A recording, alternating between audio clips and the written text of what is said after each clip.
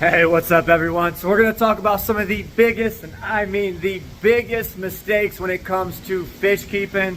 That includes big fish, small fish, pretty much all fish. All right, so first things first, you're at the fish store, you're looking at stuff and you're like, wow, I want one. That's a red-tailed catfish. But thinking to myself, I've got 125 at home. But just look at these guys. They're so cool and they're so huge. They're massive. All right, if I've got 125 gallon at home, I can grow these guys out for a while and then I'll have a bigger tank by then and I'll just put them in the bigger tank.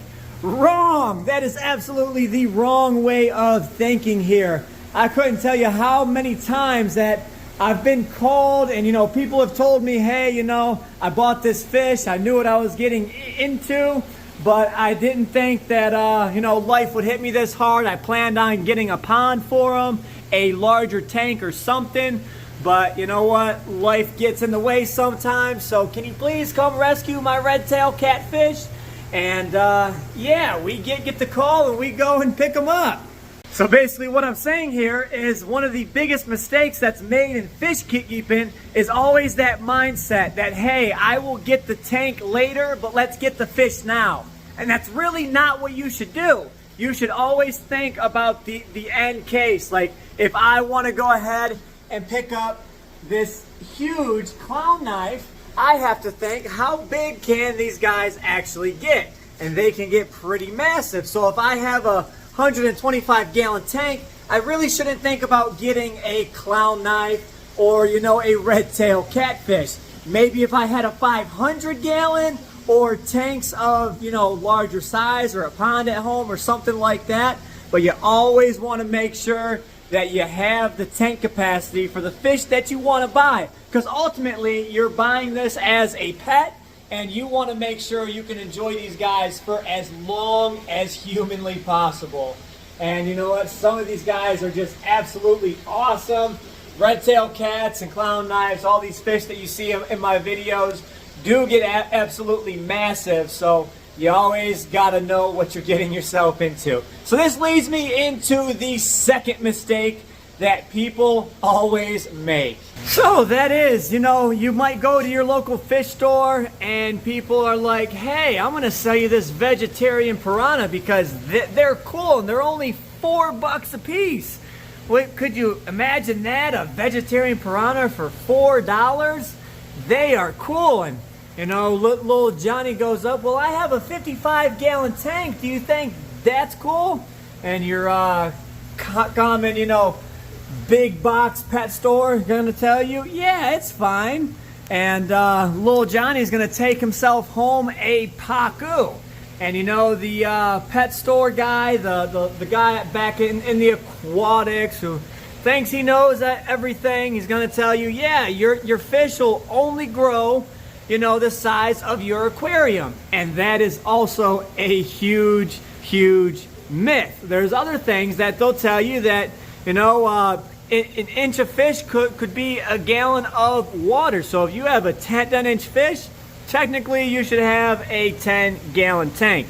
Also very, very, very wrong. When you are buying a fish, you should absolutely 100% do all the research that you possibly can, because you want to go ahead and give the utmost care to each and every one of your fish that is possible. You want to make sure you know how big they get, their temperament, how well that they fit in with other fish, and that means like suitable tank mates. You might have a semi-aggressive fish, and he might only get along with certain other types of fish. So you can't stick like cichlids in a community guppy tank. That's not really going to end well. Like this pacu, these guys grow tremendously large. Our largest one is over 3 foot long. That's Big Betty back there, about 60 pounds. And then we've got these black pacu, the olive green ones. They can get even larger. So one of the fish that comes to us the most is pacu, because it's the same story over and over. Well, I didn't know they'd get this big. The guy at the pet store told me this.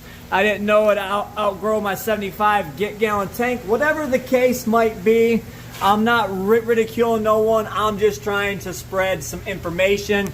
You want to make sure you do the utmost research and know exactly what you're getting yourself into. Like this giant Mexican musk turtle down here. That's Godzilla. He is enjoying his life in the 3000. He was getting picked on out in the monster pond, so we had to bring him in here, and he has been enjoying himself ever since. We've got the flathead and the vulture cat back there. They are still doing good. There's a few nips on the vulture cat, but those are healing back up. So sometimes the pacus might go on a little nipping spree, and then they knock it off. Nothing ever too drastic. His whiskers are still intact, so it was nothing I had to worry about. All right, so I'm not going to keep putting the blame on pet stores, and people should do their research, stuff like that. I'm going to dive into some of the problems I face here at the rescue. And rule number 1 is never leave your tank when it is draining, because I myself have done this. I am a culprit, a victim. Things can go very, very bad. The ones I'm referring to most are the ones in the quarantine racks, because I put a hose in, I start draining it, and I walk away. You start getting into something else, and all of a sudden, you're like, oh crap, I was draining that tank. I've come in, tanks were down, yay high, the fish were freaking out, and you kind of don't want to do that. You stress your fish out. If it's gone long enough, they could have no filtration, no air. It can potentially lead to death. So you should take a few, just a few measurements to go ahead and prevent that. So what I like to do, go up to Home Depot or your local parts store, go ahead and grab yourself some clamps.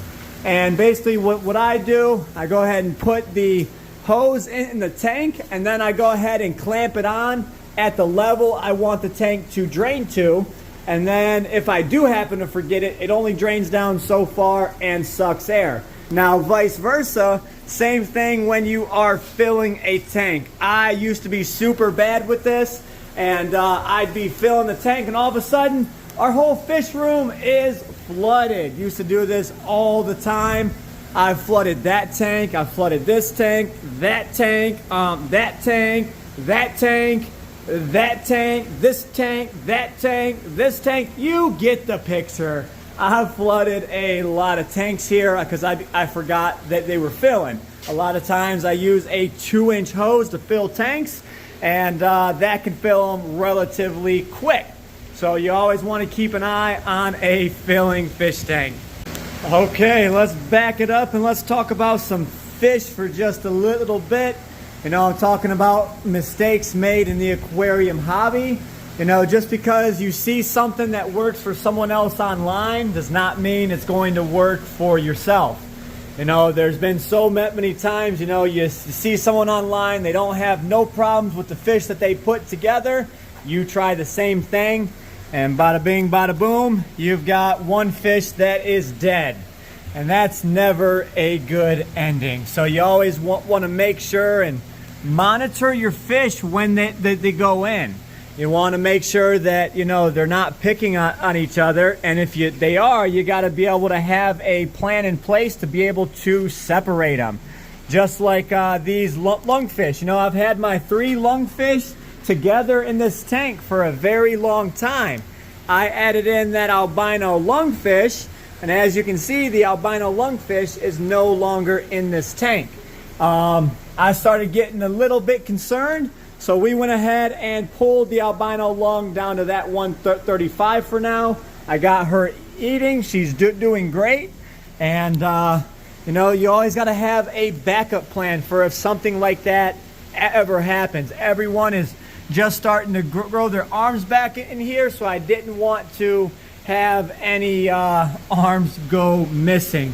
But the lungfish were starting to get into it, most likely because she's new, she's bright colored, and these guys are like, oh, let's pick on that one.